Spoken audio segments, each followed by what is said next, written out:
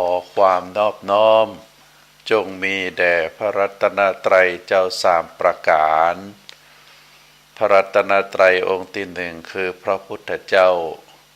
พระรัตนตรัยองค์ที่สองคือพระธรรมเจ้าพระรัตนตรัยองค์ที่สามคือพระอริยสังฆเจ้า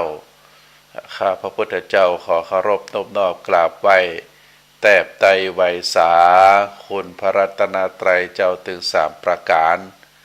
โดยความเคารพสักการะเป็นอย่างยิ่งขอถวายความเคารพพระมหาเถรานุเถระเจ้าคณะพระสังฆาธิการ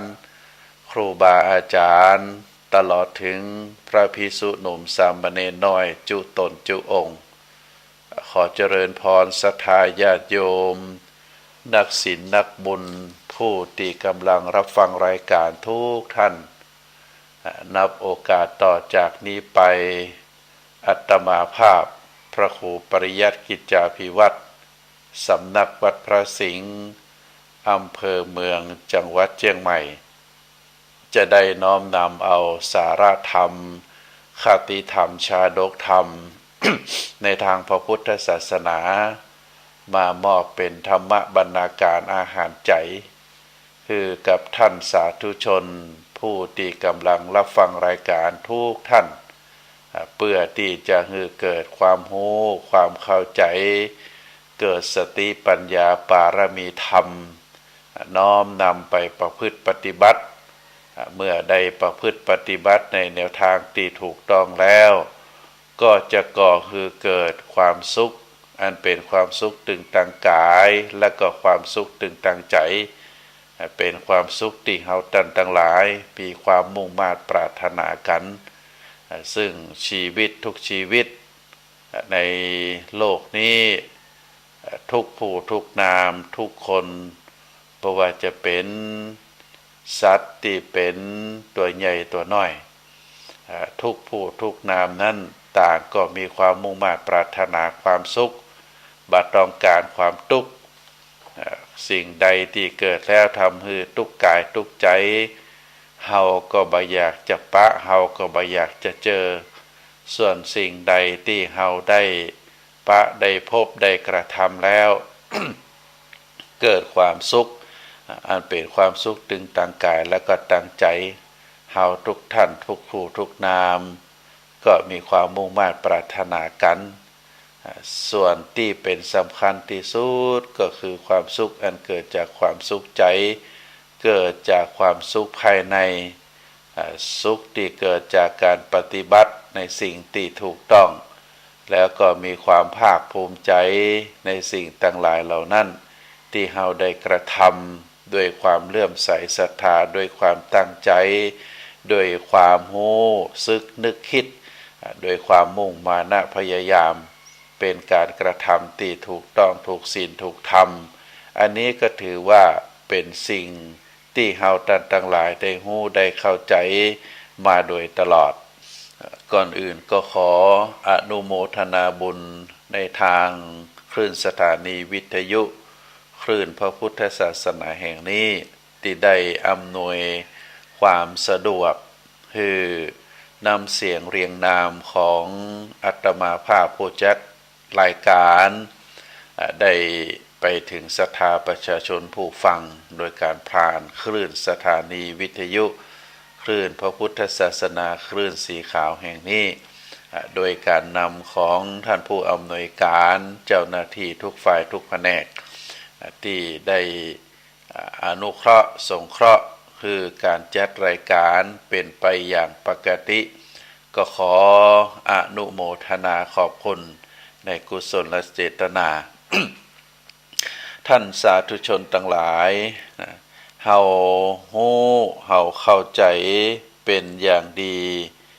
ว่าสิ่งที่เป็นที่ตั้งแห่งการทำบุญโดยย่อแล้วก็มี3ประการประการที่1เฮาเรียกว่าทานไมยบุญสำเร็จโดยการบริจาคทานศีลไมยบุญสำเร็จโดยการรักษาศีลภาวนาไมยบุญสำเร็จโดยการเจริญจิตภาวนา ในการฮือตานนั้นก็หมายถึงการได้สละทรัพย์สินเงินทองเฮาได้จัดในช่วงเทศกาลใกล้เข้าพรรษาเฮาก็ได้จัดวัตถุไทยทานอันมีผ้าอาบน้ำฝนเตียนพรรษาตลอดถึงทุกสิ่งทุกอย่างที่เป็นเครื่องของใจก็ได้ไปถวายพระสงฆ์องค์ข้าเจ้าหรือบางทีเฮาก็ได้บริจาคสิ่งของฮือแก่ผู้คนที่ควรจะฮืออันได้แก่การบูชาพระคุณของพ่อของแม่การบูชาพระคุณของครูบาอาจารย์ผู้ที่มีอุปการะคุณต่อเฮาพ่องก็ถือว่าเป็นสิ่งที่เฮาตันทั้งหลายได้บริจาคสิ่งของอันเป็นของที่ควรใจฮือแก่บุคคลที่เฮาควรจะฮือหรือบางทีก็คือผู้ที่ประสบภัยอันได้แก่ถูกไฟไหม้ถูกน้ำท่วมอย่างเป็นต้นเฮาก็ถือว่าเป็นการที่เฮาได้บำเพ็ญทานก็เป็นการปฏิบัติตรงต่อผู้ที่มีเฮาที่มีอุปการะคุณต่อเฮาก็ถือว่าเป็นการฮือตานการฮือตานนี้ก็ถือว่าเป็นการกำจัดความตนีเป็นการกำจัดความโลภความหันแก่ตัวออกไปจากจิตจากใจของเฮาแล้วก็การทำบุญวิธีนี้นอกจากเฮาจะกระจัดความตนีความโลภความหันแก่ตัวเฮาท่านทั้งหลายเมื่อได้กำจัดความตนีความหันแก่ตัวความโลภออกไปจากจิตจากใจเฮาแล้วบุคคลคนนั้นก็จะกลายเป็นคนที่โอบอ้อมอารีมีน้ำใจเผื่อแผ่ซึ่งก็เป็นลักษณะของคนที่จะมีความเจริญก้าวหน้าในชีวิตอันนี้เป็นฐานของบุญประเภทที่หนึ่งเป็นที่ตั้งของบุญประเภทที่หนึ่งก็คือการฮือตานจุดใหญ่ใจความก็คือเป็นการกำจัดความตนีความหันแก่ตัวความโลภเป็นการอนุเคราะห์สงเคราะห์เป็นการช่วยเหลือเป็นคนที่สร้างความเมตตาขึ้นในจิตในใจก็จะกลายเป็นคนอบอ้อมอารีมีน้ำใจเพื่อแผ่เปิ้นบอกว่าคนที่มีลักษณะแบบนี้ก็จะเป็นคนที่มีความเจริญก้าวหน้าในชีวิต ประการที่สองศีลที่เฮาตั้งหลายทุกท่านทุกคนนั้นเวลาเฮาจะประกอบบุญจะประกอบกุศลเรื่องใดเรื่องหนึ่งในเบื้องต้นในการประกอบศาสนาพิธีก็จะมีการสมาทานศีลการที่ได้สมาทานศีลนั้นอย่างน้อยก็ศีลห้าก็เพื่อที่จะกำจัดความโหดร้ายความหยาบคายเราเรียกว่าปิดตางที่ตัวเองจะทำความชั่วอย่างหยาบก็ผลที่ได้รับก็คือจะทำให้เป็นคนที่มีความสะอาดตึงทางกายทางวาจาทางใจบ่มีมลทินโทษตัดเวรตัดภัยและก็จะทำให้เป็นคนมีระเบียบวินัยพร้อมที่จะมีความก้าวหน้าในชีวิตอันนี้เป็นอานิสงส์หรือเป็นบุญของการรักษาศีลเป็นคนที่กำจัดความโหดร้ายความหยาบคายออกไปจากจิตจากใจออกไปจากพฤติกรรมของตัวเองปิดหนทางที่จะทำความชั่วอย่างหยาบผลที่ได้รับก็คือทำให้เป็นคนมีกายสะอาดมีวาจาสะอาดมีใจสะอาดบ่มีโทษมลทินตัดเวรตัดภัยแล้วก็ทำให้เป็นคนมีระเบียบวินัย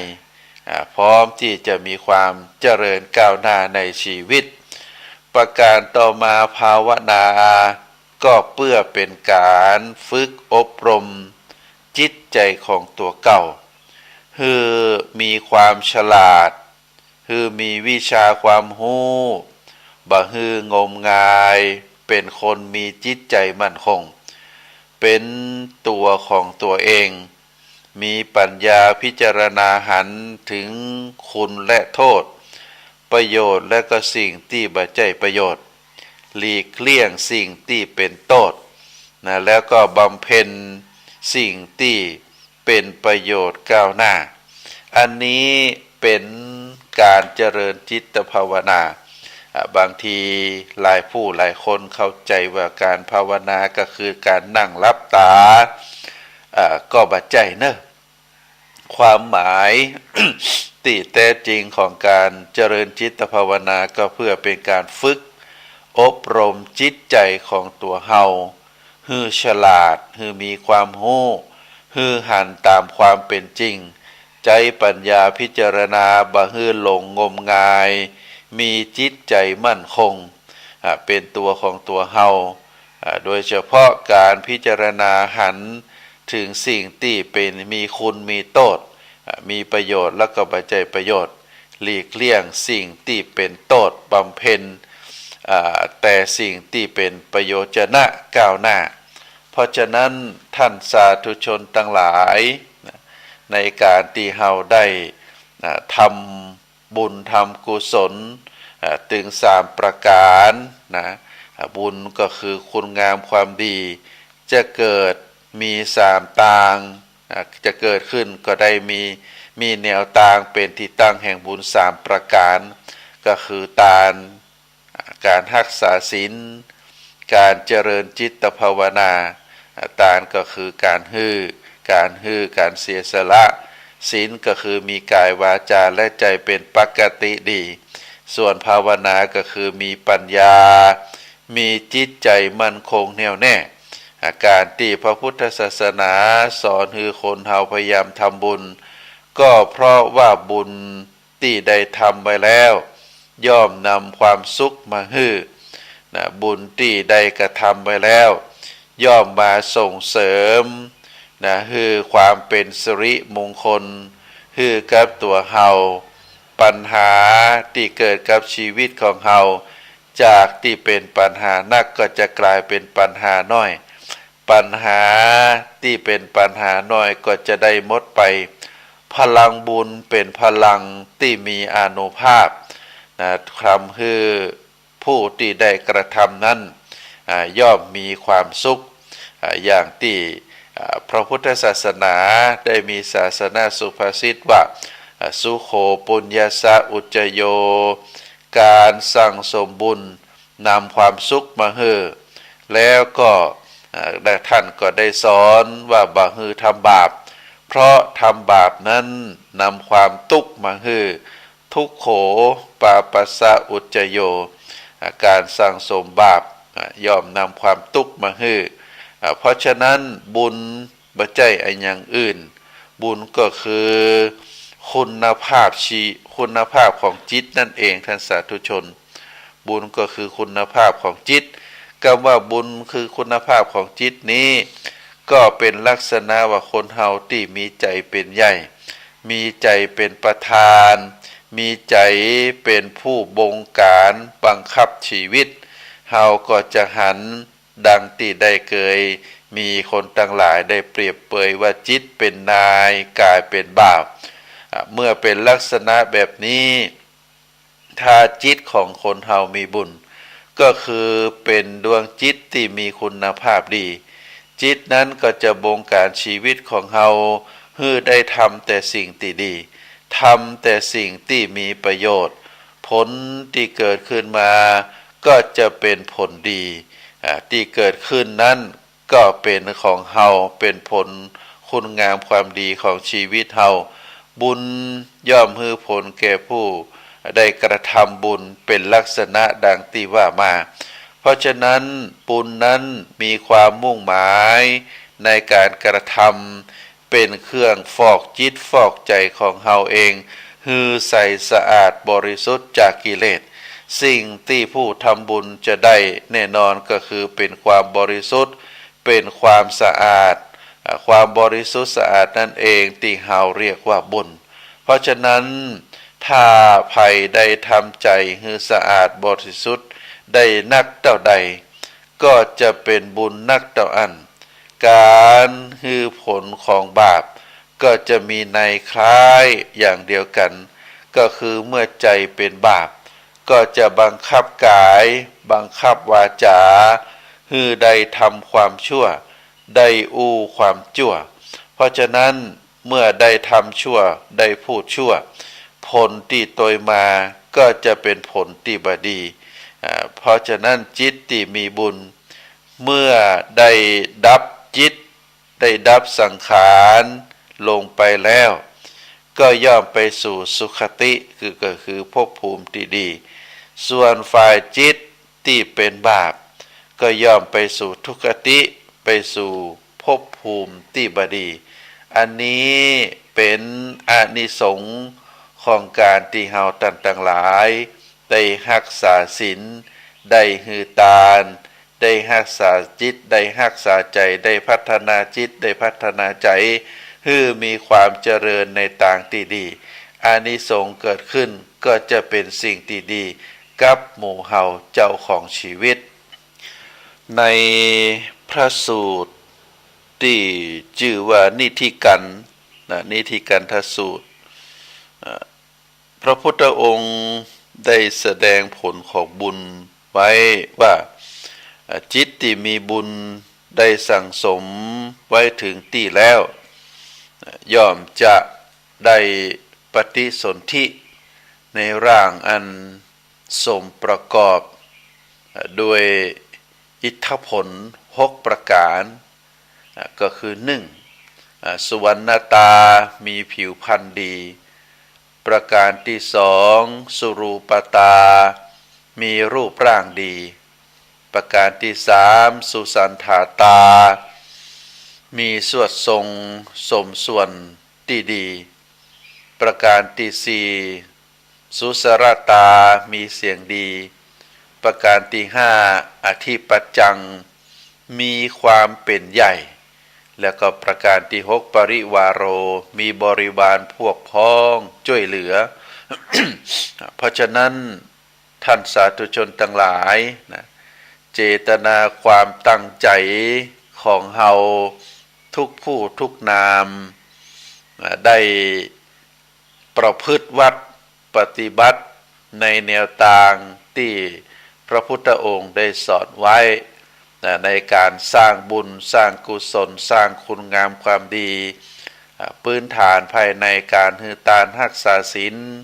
เจริญจิตภาวนา การลงทุนในการสร้างบุญสร้างกุศลเฮาจะหันว่าการเสียสละสิ่งของบ่ว่าสิ่งใดสิ่งหนึ่งที่เฮาได้เสียสละโดยการกำจัดความตนีความหันแก่ตัวความโลภได้ออกจากจิตจากใจจิตใจดวงนั้นก็จะกลายเป็นดวงใจดวงจิตดวงใจที่มีความเมตตาความกรุณาปราณีความหันอกหันใจแล้วก็หันทุกคนนั้นเป็นพี่เป็นน้องกันถ้าเฮาได้มีพื้นฐานของจิตใจเป็นลักษณะแบบนี้อันเกิดมาจากการหือทานส่วนการรักษาศีลการเจริญจิตภาวนาบ่ได้ลงทุนลงแรงอันอย่างสักอย่างก็ได้ลงทุนลงแรงทางด้านความมุ่งมานะพยายามสิ่งของต่างๆเฮาบ่ได้เสียไปที่เฮาได้ตั้งจิตอธิษฐานรักษาศีล5เป็นอย่างน้อยตั้งจิตอธิษฐานดำรงคงรักษาไว้ซึ่งจิตใจอันปราศจากกิเลสคือเกิดความสงบความสว่างแล้วก็ความรู้แจ้งเห็นจริงคือเกิดสติปัญญาอันเกิดจากข้อวัดปฏิบัติที่เฮาได้ประพฤติปฏิบัติในฐานของการทำคุณงามความดีอันได้แก่การรักษาศีลเจริญจิตภาวนา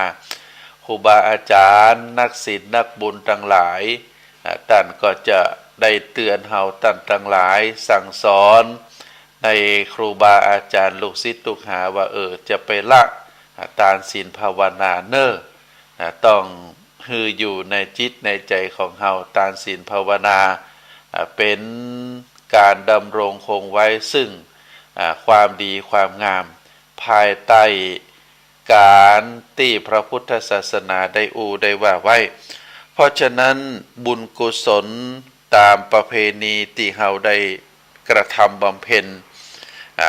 บอกว่าจะเป็นเทศกาลใดเทศกาลหนึ่งวันพระเฮาก็ไปทำบุญวันสำคัญในทางพระพุทธศาสนาเฮาก็ไปทำบุญวัดวาอารามที่เฮาได้มีส่วนร่วมในการทำนุบำรุงเมื่อมีการทำบุญประการใดประการหนึ่งเฮาก็ได้ร่วมทำบุญอันนี้ถือว่าได้บำเพ็ญคุณงามความดีแล้วก็เมื่อเฮาได้บำเพ็ญบุญบำเพ็ญกุศลตามที่ว่ามาเมื่อเฮาได้ตั้งใจที่จะอุทิศถวายก็คืออุทิศส่วนบุญส่วนกุศลเหล่านั้นไปให้จิตดวงวิญญาณของบรรพชนอันมีปู่ย่าตายาย พ่อแม่พี่น้องมิตรแก้วสหายคำผู้ที่ล่วงลับไปแล้วก็ถือว่าเฮานั้นได้ประมวลทานศีลภาวนาที่ทำให้เกิดมีแล้วเกิดขึ้นในดวงจิตดวงใจของเฮาแล้วเฮาได้ตั้งใจที่จะอุทิศส่วนบุญส่วนกุศลที่เฮาได้กระทำบำเพ็ญตามที่ว่ามาก็จะเป็นปัจจัยไปช่วยเพิ่มเสริมบารมีธรรมในฝ่ายของทรัพย์สมบัติซึ่งทานนั้นก็จะเป็นปัจจัยช่วยเพิ่มเสริมบารมีธรรมเป็นฝ่ายทรัพย์สมบัติบุญที่เป็นส่วนของศีลก็จะไปเป็นปัจจัยช่วยเพิ่มเสริมบารมีธรรมเป็นฝ่ายของรูปสมบัติบุญที่เป็นส่วนของภาวนาก็จะไปเป็นปัจจัยช่วยเพิ่มเสริมบารมีในส่วนของที่เป็นคุณสมบัติเพราะฉะนั้น คุณสมบัติถึง3ประการก็คือรูปเป็นทรัพย์สมบัติเรียกว่าเป็นรูปสมบัติแล้วก็ในส่วนของบุญที่เป็นทานเฮาเรียกว่าเป็นส่วนของทรัพย์สมบัติในส่วนของศีลเฮาเรียกว่าเป็นรูปสมบัติแล้วก็ในส่วนของภาวนาเฮาเรียกว่าคุณสมบัติสมบัติถึง3ประการนี้ไม่ว่าจะเป็นทรัพย์สมบัติรูปสมบัติคุณสมบัติก็จะเกิดเป็นบุญเป็นกุศลเป็นวิบากกุศลบุญญราศีไปเพิ่มไปเสริมไปแต่งปารมีธรรมฮือแก่จิตดวงวิญญาณของบรรพชนของญาติพี่น้องของผู้ที่เฮาเคารพรักในสัมปรายภพซึ่งเป็นบุญญาเขตอันล้ำเลิศประเสริฐยิ่งกว่าด้วยประการใดๆเพราะฉะนั้นการเกื้อหนุนการช่วยเหลือการอุทิศส่วนบุญส่วนกุศลคุณงามความดีคือได้กระทำบำเพ็ญกุศลก็คือคุณความดีแล้วก็ตั้งใจที่จะไปส่งเสริมสนับสนุนให้จิตดวงวิญญาณของผู้ที่เฮาเคารพรักในสัมปรายภพนั้นก็จะเกิดขึ้นแน่นอนเกิดขึ้นจากการตั้งจิตตั้งใจที่เฮาได้กระทำบำเพ็ญบุญมีการฮือทานรักษาศีลเจริญจิตภาวนามาโดยตลอดแล้วก็ได้อุทิศส่วนบุญส่วนกุศลทั้งหลายเหล่านั้นสรุปแล้วบุญกุศลที่เฮาได้กระทำพื้นฐานในการอันเป็นติตั้งของคุณงามความดีก็คือการฮือทานการรักษาศีลการเจริญจิตภาวนานั้น นอกจากจะส่งเสริมสนับสนุนให้ตัวเฮาเองได้มีความสุขได้มีความพลังได้อยู่ดีมีสุขได้มั่งมีสีสุขได้สมบูรณ์พูนสุขในชีวิตประจำวันแล้วก็เมื่อเฮาได้ดับจิตดับใจไปเฮาได้ไปเกิดในภพภูมิในที่ใดก็แล้วแต่บุญกุศลที่ว่ามานั้นก็จะส่งเสริมสนับสนุนมีพลานิสงส์ให้เฮานั้นเป็นคนมีผิวพรรณดีมีรูปร่างดีมีสวดทรงสมส่วนมีชื่อเสียงมีความเป็นใหญ่มีบริวารนอกนั้นแล้วนอกจากจะพลานิสงส์เกิดขึ้นกับตัวเฮาแล้วหากว่าเฮานั้นยังได้แผ่บุญแผ่กุศลอุทิศส่วนบุญส่วนกุศลไปหาอย่างจิตดวงวิญญาณของผู้ที่มีพระคุณต่อเฮาบอกว่าจะเป็นปิตามารดาพ่อแม่พี่น้องเหล่ากัลยาณมิตรบุญกุศลเหล่านั้นก็จะไปส่งเสริมสนับสนุนให้ท่านทั้งหลายเหล่านั้นในส่วนของที่เป็นทานก็จะเป็นการไปช่วยเพิ่มเสริมบารมีธรรมในฝ่ายของทรัพย์สมบัติในส่วนของศีลก็จะเป็นปัจจัยช่วยเพิ่มเสริมบารมีในส่วนของรูปสมบัติส่วนที่เป็นภาวนาก็จะเป็นปัจจัยไปช่วยเสริมบารมีในส่วนของที่เป็นคุณสมบัติก็ทำให้สมบัติถึง3ประการเพราะว่าจะเป็นทรัพย์สมบัติรูปสมบัติคุณสมบัติก็จะเป็นบุญเป็นกุศลให้กับเกิดกับท่านทั้งหลายเหล่านั้นจากที่เฮาได้แผ่บุญแผ่กุศลไปตัวเฮาก็ได้ญาติพี่น้องผู้ที่มีพระคุณเฮาก็ได้เมื่อได้ล้มหายตายจากไปอันนี้ก็ถือว่าเป็นพระธรรมคำสอนในต่างพระพุทธศาสนาที่ได้นำมาเจริญพรคือท่านสาธุชนได้พินิจพิจารณาว่าสิ่งต่างหลายที่เป็นบุญเป็นกุศลนั้นเป็นสิ่งที่บ่ยากเป็นสิ่งที่บ่สร้างความลำบากทำให้เฮานั้นได้ประพฤติปฏิบัติด้วยตัวเฮาเองด้วยจิตใจที่เลื่อมใสศรัทธาโดยพื้นฐานที่เฮาได้รับการแนะนำจากครูบาอาจารย์เป็นคุณงามความดีแล้วก็ทำให้ชีวิตของเฮานั้นมีความเจริญก้าวหน้าทุกส่วนทุกแนวทางที่จะส่งเสริมให้เฮานั้นเป็นคนที่มีความสุขความสุขที่เป็นความสุขที่ถาวรความสุขเกิดจากจิตจากใจความสุขที่เกิดจากภายในอันเป็นฐานมาจากการประพฤติปฏิบัติในส่วนของทานศีลภาวนาท่านสาธุชนทั้งหลายเมื่อเฮาได้พินิจพิจารณาถึงความเป็นที่ตั้งแห่งบุญแห่งกุศลบอกว่าจะเป็นทานศีลภาวนาเฮาก็จะหันว่าความเกี่ยวข้องความสัมพันธ์ในการประพฤติปฏิบัติบนฐานของการอันเป็นที่ตั้งแห่งบุญแห่งกุศลถึง3ประการที่พระพุทธองค์ครูบาอาจารย์ได้ฮือข้อคิดแนวประพฤติปฏิบัติ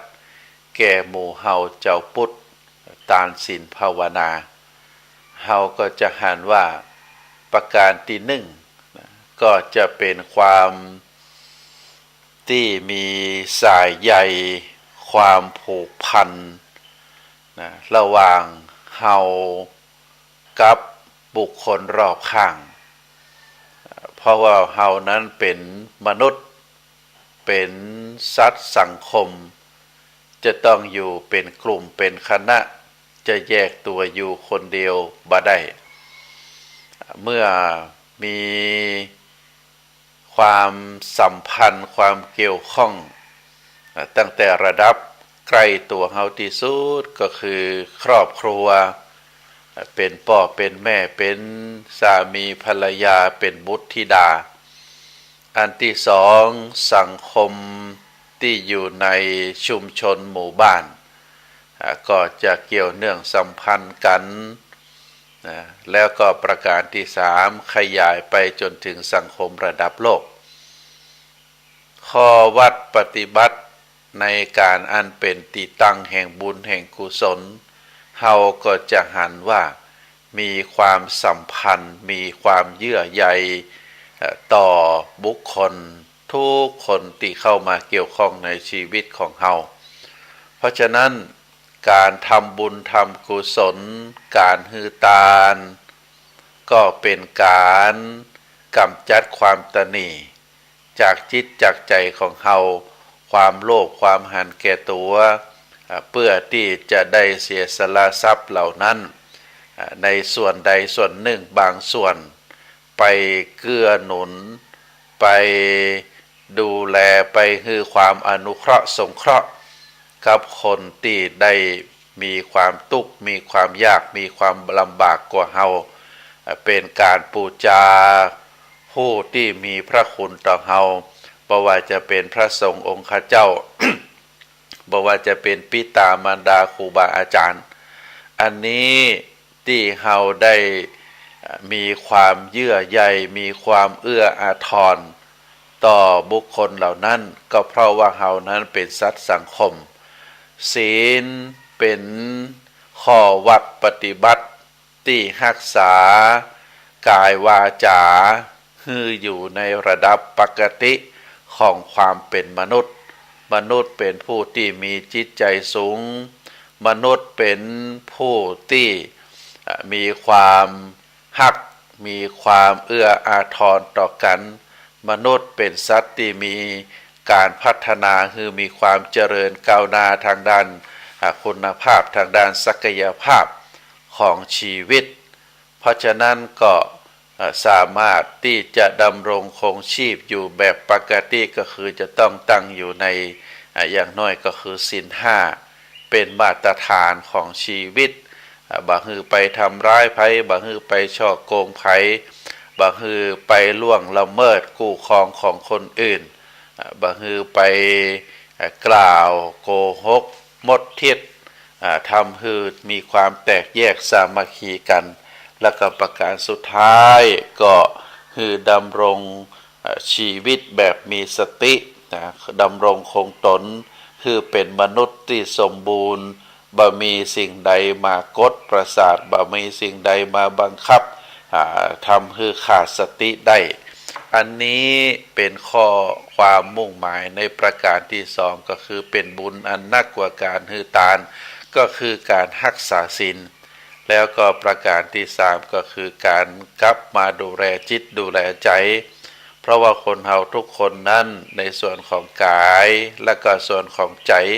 หรือที่เฮาเรียกว่ารูปและนามในส่วนของความรู้สึกนึกคิดในด้านจิตใจนั้นเป็นเรื่องสำคัญที่ได้กล่าวไว้ว่าใจเป็นนายกายเป็นบ่าว เพราะฉะนั้นก็ ในฐานอันเป็นที่ตั้งแห่งคุณงามความดีอันเป็นที่ตั้งแห่งบุญแห่งกุศลเฮาสามารถที่จะก่อบุญก่อกุศลเกิดขึ้นกับตัวเฮาได้ก็อาศัยทานศีลภาวนาตามที่ว่ามาแล้วเพราะฉะนั้น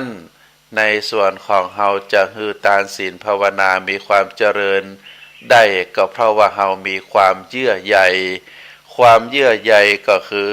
อันเป็นสายใยสายใยเป็นความผูกพันเกี่ยวข้อง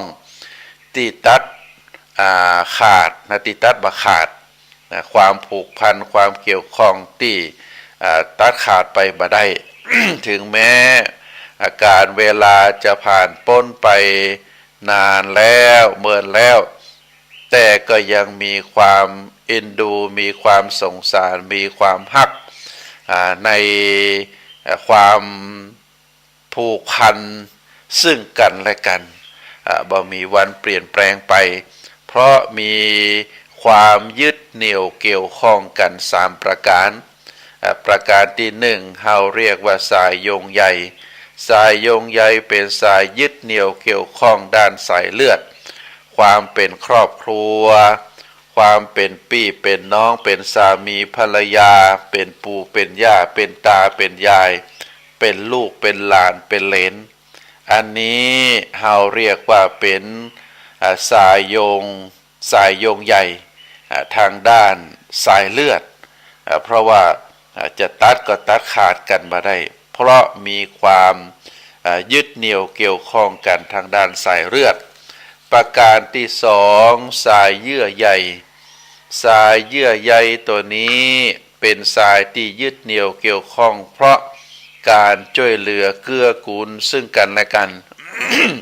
โดยการอนุเคราะห์สงเคราะห์ด้วยความเสมอต้นเสมอปลายภายใต้คุณธรรมอันมีความฮักความเมตตาเป็นพื้นฐานถึงแม้ว่าบุคคลนั้นบ่เกี่ยวข้องในสายโยงใยหรือสายเลือดแต่ว่าได้เกี่ยวข้องเป็นสายเยื่อใยได้มีการช่วยเหลือมีความเป็นเปื้อนมีความอนุเคราะห์สงเคราะห์กันในยามลำบากในยามที่ตกยากจึงทำให้บ่สามารถที่จะลืมกันได้อันนี้ก็เป็นสายเยื่อใยประการที่3เฮาเรียกว่าสายห่วงใยท่านสาธุชนสายห่วงใยนั้นเป็นลักษณะแบบใดสายห่วงใยตัวนี้เป็นสายที่ยึดเหนี่ยวเกี่ยวข้องโดยความเกี่ยวเนื่องมาจากสายโยงใยแล้วก็สายเยื่อใยเมื่อเฮาได้เกี่ยวข้องกันทางด้านสายเลือดก็ดีทางด้านช่วยเหลือซึ่งกันและกันก็ดีเป็นเพื่อนเป็นสหธรรมเป็นเหล่ากัลยาณมิตรกันเมื่อมีผู้ใดผู้หนึ่งได้ล้มหายตายจากไปก็มีความห่วงใยซึ่งกันและกันว่าคนที่มีพระคุณต่อเฮาคนที่เป็นพ่อเป็นแม่เป็นญาติพี่น้องเฮาคนที่ได้ดูแลช่วยเหลือเฮาได้จากโลกนี้ไปตามสัจธรรมของชีวิตสัตว์ทุกประเภทเมื่อเกิดขึ้นมาในโลกนี้แล้วมีการเกิดขึ้นในเบื้องต้นมีการเปลี่ยนแปลงอันได้แก่ความแก่ความเจ็บในท่ามกลางแล้วก็มีความสูญสลายดับชีวิตตายไปเป็น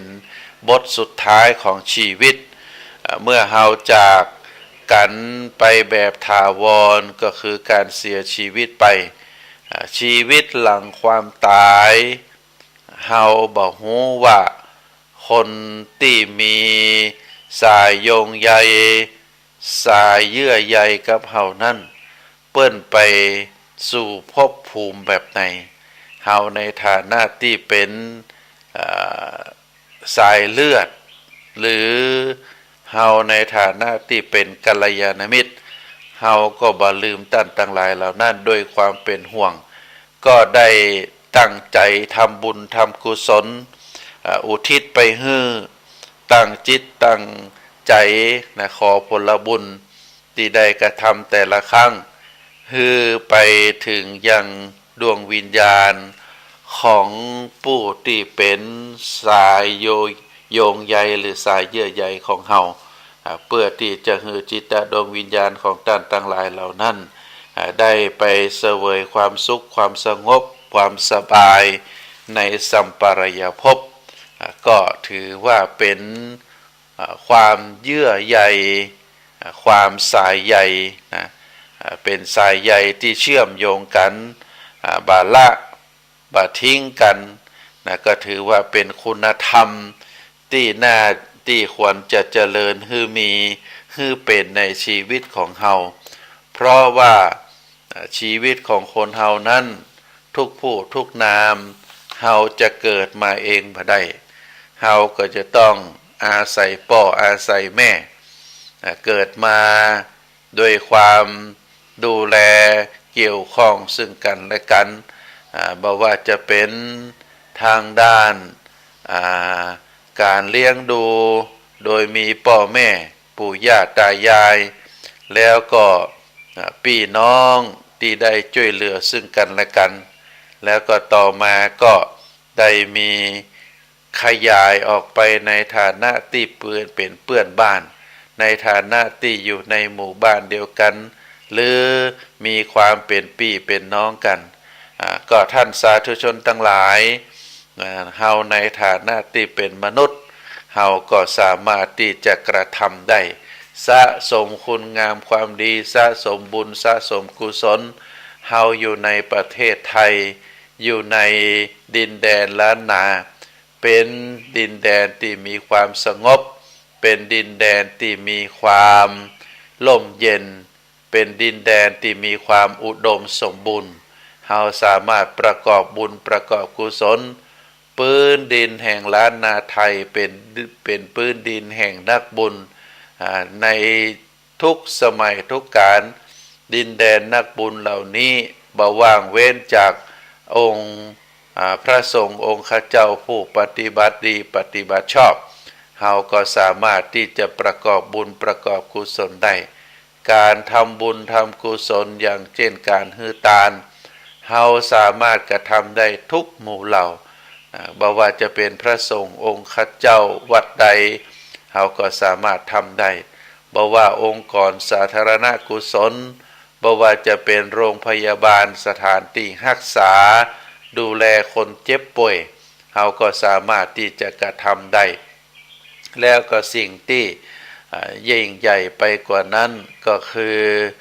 การได้ช่วยเหลือการได้เป็นตัวอย่างแบบอย่างเป็นคนดีในสังคมอันนี้ก็ถือว่าเป็นสิ่งที่เฮาทั้งหลายบ่ควรละบ่ควรเลยได้ดำรงชีวิตมาตั้งแต่ต้นถ้าว่าชีวิตของเฮาเป็นชีวิตที่เที่ยงตรงประกอบคุณงามความดีมาตั้งแต่เมื่อตั้งแต่อ่อนตั้งแต่ออดก็ถือว่าเป็นสิ่งที่น่าอนุโมทนาสิ่งที่น่ายินดีเป็นอย่างยิ่งที่ท่านสามารถดำรงชีวิตของท่านด้วยความซื่อสัตย์สุจริตด้วยความมุ่งมานะพยายามด้วยความตั้งใจที่จะเพิ่มบุญเพิ่มกุศลคุณงามความดีให้กับตนได้หรือว่าบางท่านนั้นในส่วนตนของชีวิตในท่ามกลางแห่งชีวิตได้ลงเข้าไปในการประพฤติปฏิบัติในสิ่งที่บดีบงาม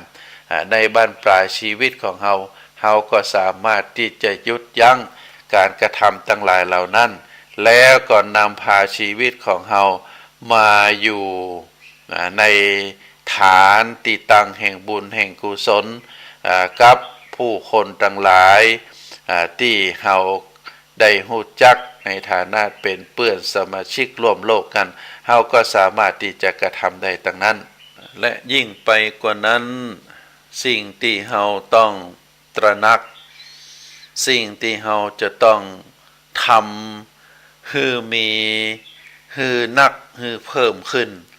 โดยการใจอิทธิบาท4อิทธิบาทหมายถึงคุณธรรมที่นำไปสู่ความสำเร็จตามที่เฮาตั้งใจไว้คุณธรรมข้อนี้ก็ถือว่าเป็นคุณธรรมที่สำคัญเฮาเรียกว่าหนทางแห่งความสำเร็จเฮาทั้งหลายตั้งใจที่จะเป็นคนดีตั้งใจที่จะประพฤติวัดปฏิบัติตนให้อยู่ในฐานแห่งบุญแห่งกุศลฐานปิติตั้งแห่งกุศลอันได้แก่ทานศีลภาวนาการกระทำบำเพ็ญตนให้อยู่ในฐานแห่งบุญแห่งกุศลคือทานศีลภาวนาเฮาจะคิดแล้ว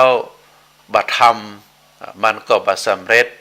หรือบางทีเฮาทำแล้วแต่ทำบ่ต่อเนื่องมันก็บ่สำเร็จเพราะฉะนั้นมันอยู่ที่ความเริ่มต้นโดยที่ความพอใจอยู่ที่ความพอใจว่าเฮาพอใจ ในที่จะนำพาชีวิตของเฮาฮือตั้งอยู่บนที่ตั้งที่ฐานอันเป็นคุณงามความดีเป็นบุญเป็นกุศล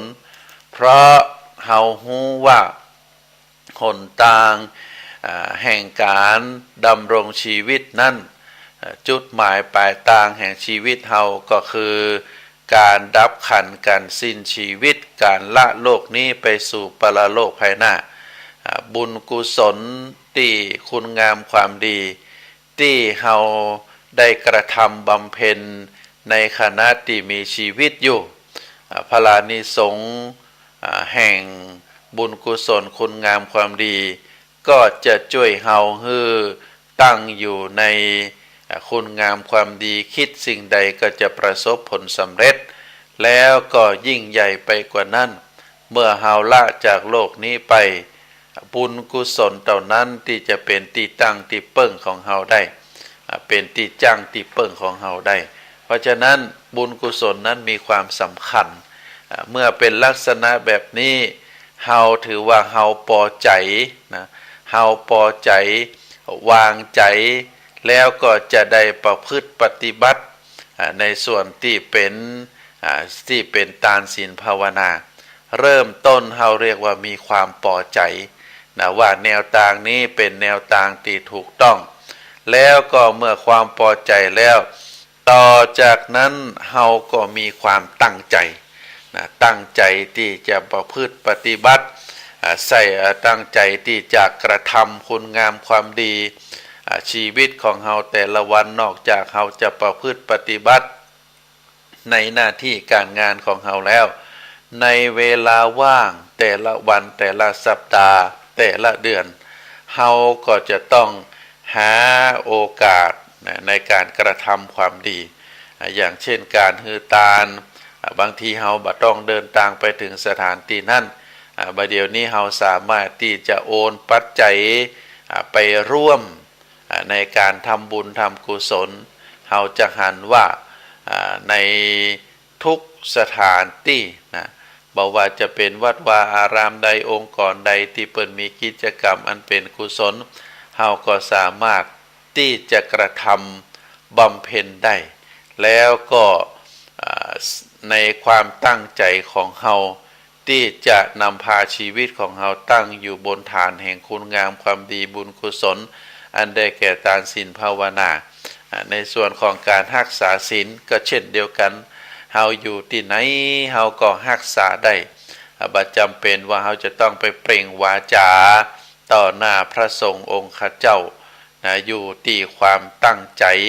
ที่จะงดเว้นจะละจะเลิกในสิ่งที่มันผิดศีล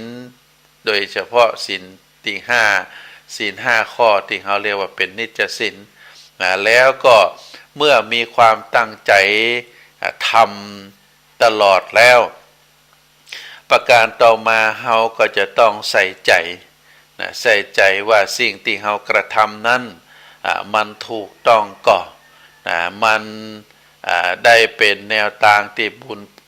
เป็นกุศลแต่ก่อนเฮาทำบาลุ่มด้วยความบาลุ่มหลงบางทีเฮาต้องใส่ใจตัวใส่ใจว่าสิ่งที่เฮาทำไปนั้น เฮาทำด้วยความเต็มใจ100%ก่อนเฮาเรียกว่ามีใจเกิน100ก่อนถ้าเฮาได้ดูแลแล้วว่าเฮาได้ตั้งใจในเบื้องต้นเฮามีความพอใจแล้วเฮาก็ตั้งใจที่จะประกอบคุณงามความดีแล้วก็ต่อไปเฮาก็ทำด้วยความใส่ใจด้วยความเต็มใจเรียกว่าเอาใจใส่เต็ม100ใส่ใจเกิน100ตั้งใจมุ่งมั่นด้วยความมุ่งมั่นพยายามกระทำอย่างสม่ำเสมอแล้วก็ประการสุดท้ายเมื่อเฮาได้ทำด้วยความเต็มใจด้วยความใส่ใจแล้วก็จะเกิดความชื่นชอบ ความชื่นชอบอันเกิดจากที่เฮาได้มีความพอใจตั้งใจแล้วก็ทำด้วยความใส่ใจด้วยความเต็มใจอย่างสม่ำเสมอเมื่อเป็นลักษณะแบบนี้แล้วจิตใจของเฮาก็จะมีความชอบ เมื่อมีความชอบเราก็ใจความชอบนั้นได้ตริตรองได้พิจารณาถึงผลดีผลเสียแล้วก็เมื่อนึกถึงเมื่อนึกถึงผล นึกถึงคุณงามความดีนึกถึงสิ่งที่เราได้กระทำไปด้วยความเต็มใจด้วยความชอบใจแล้วอันนี้ก็จะทำให้คุณงามความดีบ่ว่าจะเป็นการประพฤติวัดปฏิบัติให้ทานรักษาศีลภาวนาก็จะเป็นไปอย่างสม่ำเสมอแล้วก็พอกพูนเพิ่มพูนขึ้นอยู่ตลอดไปเพราะฉะนั้นในการตั้งใจโดยการใจรักธรรมอิทธิบาทสี่นี้ทำทุกสิ่งทุกอย่างบ่ว่าจะเป็นรูปธรรมนามธรรมมันก็จะสำเร็จด้วยกันทั้งนั้นเพราะว่าอิทธิบาทเป็นหนทางแห่งความสำเร็จการเรียนหนังสือเอาใจรักอิทธิบาทสี่ก็จะสำเร็จการทำงานบ่ว่างานประเภทใดอยู่ในองค์กรไหนถ้าเอาใจรักธรรมอิทธิบาทสี่การงานตอนนั้นก็จะสำเร็จเพราะว่าใจเฮามีความพอใจแล้วก็เฮามีความตั้งใจมีความเต็มใจมีการใส่ใจเต็มใจเอาใจใส่จนเต็มเกินร้อยแล้วก็ประการต่อมาสิ่งที่เฮาทำไปนั่นเมื่อเฮาทำด้วยความชอบใจทำอย่างสม่ำเสมอปรับปรุงการทำงานปรับปรุงสิ่งที่เฮากระทำไปให้มันดีขึ้นต่อยอดให้มีการขยายผลนักขึ้นอันนี้บอกว่าทุกสิ่งทุกอย่างท่านสาธุชนก็จะสำเร็จเสร็จสิ้นไปด้วยความงดงามนั่งเช่นการประพฤติปฏิบัติธรรมก็ดีการทำคุณงามความดีก็ดีก็ต้องอาศัยหลักอิทธิบาทสี่อันนี้ถือว่าเป็นเรื่องที่เฮาต่างหลายควรจะพินิจพิจารณาถึงเรื่องราวที่เกิดขึ้นกับชีวิตของเฮาว่าในชีวิตของเฮานั้นที่ได้กระทำบำเพ็ญมาแล้วก็จะเป็นสิ่งที่น่าอนุโมทนาท่านสาธุชนทั้งหลายธรรมะสาระธรรมที่อาตมาได้อัญเชิญมาอู้ในวันนี้โดยเฉพาะการที่เราจะนำตัวตนนำจิตนำใจของเราคือตั้งอยู่บนฐานของคุณงามความดีตั้งอยู่บนฐานของความกระทำบำเพ็ญบุญบำเพ็ญกุศลอันได้แก่ทานศีลภาวนาได้ได้เอ่ยฮือท่านทั้งหลายได้รับทราบว่าตึงมดตึงมวลที่เราทำไปลักธรรมขององค์สมเด็จพระสัมมาสัมพุทธเจ้ามีความมุ่งมาปรารถนาที่จะฮือคนจะฮือสังคมอยู่ด้วยความเอื้ออาทรอยู่ด้วยความปกติสุขแล้วก็ด้วยความมีเยื่อใยในการห่วงหาอาทรกันแล้วก็แนวทางที่จะสำเร็จได้เฮาก็จะต้องประพฤติวัดปฏิบัติใจรักธรรมความได้ใจรักธรรมที่เป็นอิทธิบาทสี่เพื่อที่จะนำปาให้จิตใจของเฮานั้นเป็นจิตใจที่ประสบผลสำเร็จในคุณงามความดีก็คือมีความตั้งใจมีความพอใจมีความมุ่งมั่นที่จะกระทำบำเพ็ญใส่ใจด้วยจะเอาใจใส่ไปให้เต็มให้เกินร้อยแล้วก็เกิดความชอบใจทำอย่างต่อเนื่องอย่างสม่ำเสมออันนี้เป็นเรื่องที่เราควรใส่ใจเนอะก็ขอฝากให้ท่านสาธุชนทั้งหลายได้พินิจพิจารณาถึงเนื้อหาสาระธรรมที่อาตมาภาพได้น้อมนำอัญเชิญมาอู้มากล่าวในวันนี้เพื่อที่จะ ส่งผลให้ท่านทั้งหลายได้มีความรู้ความเข้าใจสุดท้ายของรายการนี้อาตมาภาพขอนำรายการจากท่านสาธุชนไปก่อนไว้โอกาสหน้าว่าในวาระต่อไปเฮาก็จะได้มามาพบกันแฮมอาตมาภาพพระครูปริยัติกิจจาภิวัตรสำนักวัดพระสิงห์ก็ขอบุญก็ขอกุศลคุณงามความดีได้ปกห่มฮือทัศธาสันสาธุชนทุกท่านนักศีลนักบุญทั้งหลายก็ขอให้มีความสุขมีความเจริญ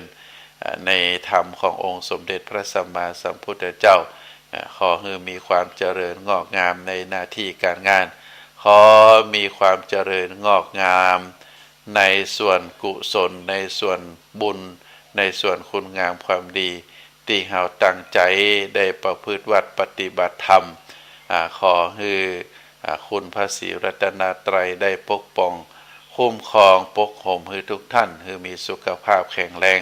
แล้วก็ขอให้มีอายุยืนยาวมีสุขภาพแข็งแรงได้อยู่เย็นเป็นสุขได้สมบูรณ์พูนสุขได้อยู่ดีมีสุขตลอด